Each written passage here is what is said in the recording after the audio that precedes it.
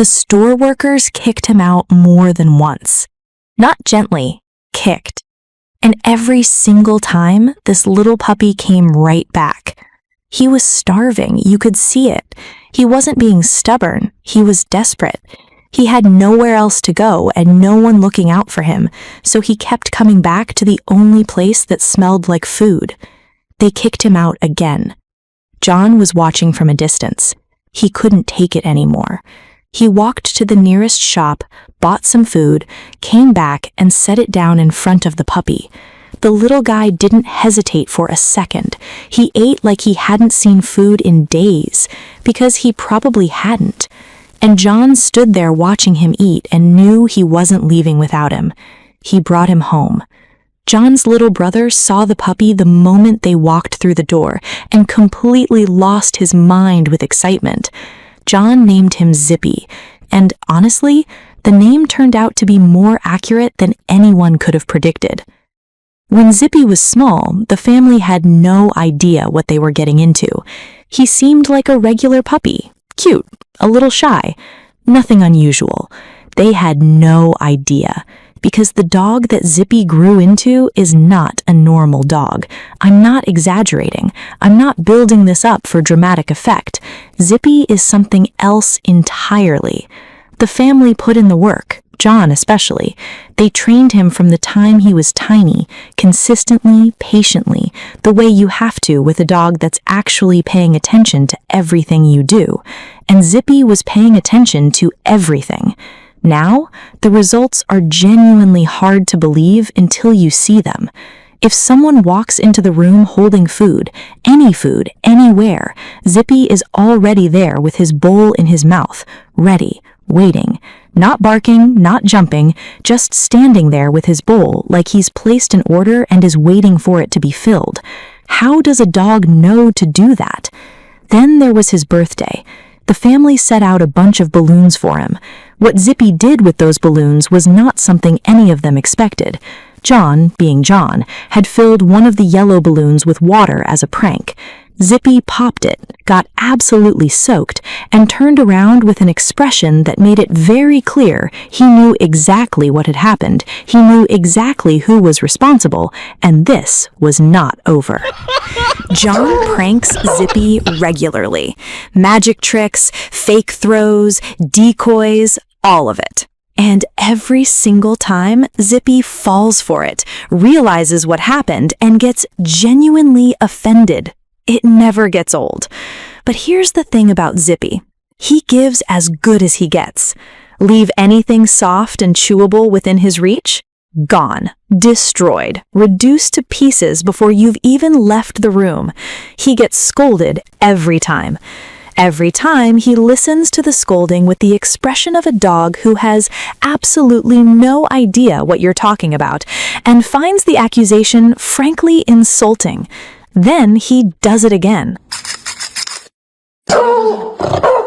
To help manage Zippy's energy and, honestly, probably to give themselves a break, the family adopted Milo from a rescue center.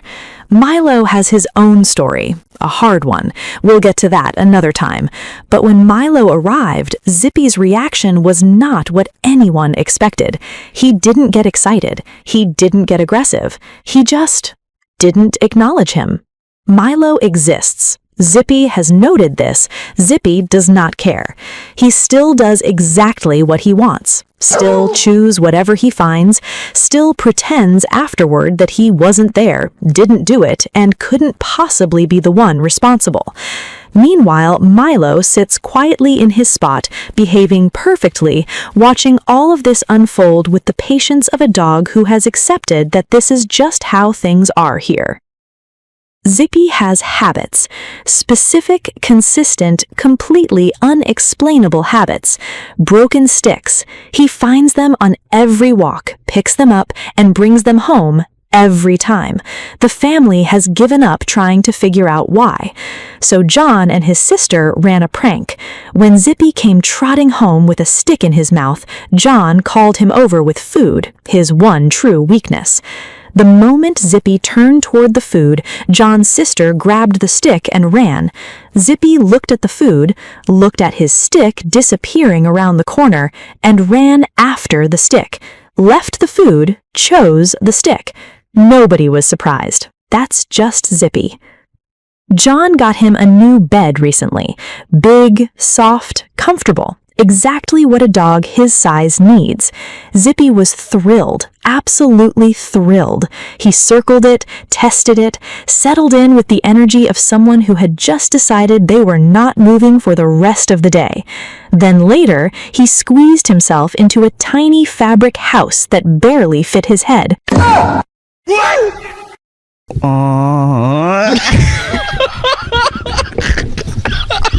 The big bed sits empty, the tiny house has Zippy in it.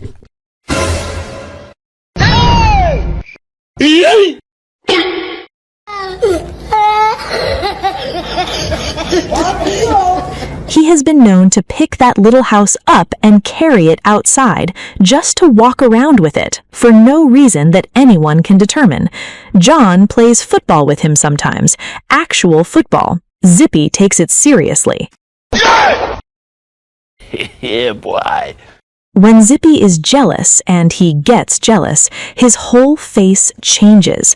The moment John gives Milo extra attention, Zippy's expression shifts into something between betrayal and deeply personal offense. He doesn't make a scene. He just looks at you in a way that communicates everything.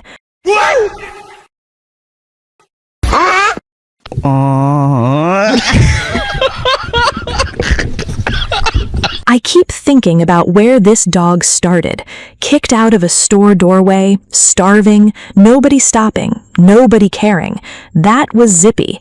And now he's stealing sticks, pranking John back, squeezing himself into tiny houses, carrying his bowl to the kitchen like he's placing an order, and running this household with the confidence of someone who has never once doubted that he belongs here. John thought he was rescuing an innocent, helpless little puppy. What he actually brought home was the most chaotic, brilliant, ridiculous, lovable member of his entire family, and nobody in that house would change a single thing about him.